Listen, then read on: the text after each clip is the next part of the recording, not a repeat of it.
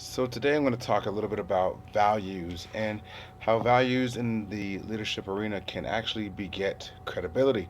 I think the first value we should talk about is trust. Now, trust is huge. Essentially, trust is faith. What you say you will do will be done, preferably in a timely manner. So, in any business relationship, it's key and crucial to understand that people will do business with you if they know you, like you, then they should trust you, based on some of that being a mutual respect thing, if you will, which brings us to our second value of mutual respect. That's not just essentially the leaders to the lower level employees, that's across the board. It's a top down approach as well as diagonally.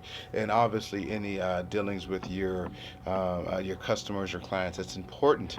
If we're thinking about fostering an internal farm of future leaders in any organization, that mutual respect in essence of creating a pipeline is key and crucial because you were actually developing the next set of leaders within our organization, and that's the way it should go for the most part. So with that, it brings us to our next value, which is inclusiveness, easily associated with trust. If you're not included in the conversation, does not necessarily mean that you're not trusted. It just means that maybe that conversation for you at the time was not the greatest fit for you. So when you start seeing yourself being included a little bit more in some of the decision making, then you can kind of see how things are kind of lining up where they're kind of putting you in a position to grow within that company.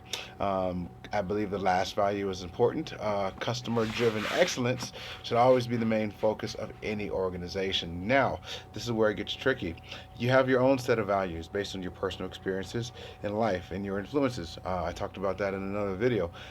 Conflict, I feel, within a company and organization can actually breed a little bit of credibility. Because if you stand for what you believe is right, especially taking care of your customers, clients in a way that is ethical, then when people step outside of that, you have to be the voice for the people.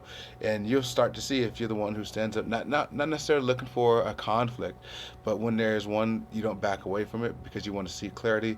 That's important because that builds the trust within your organization to the people who will work with you.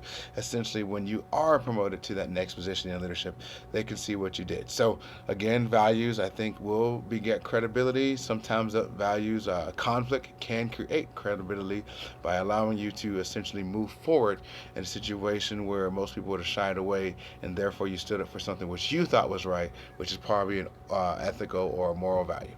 Thanks.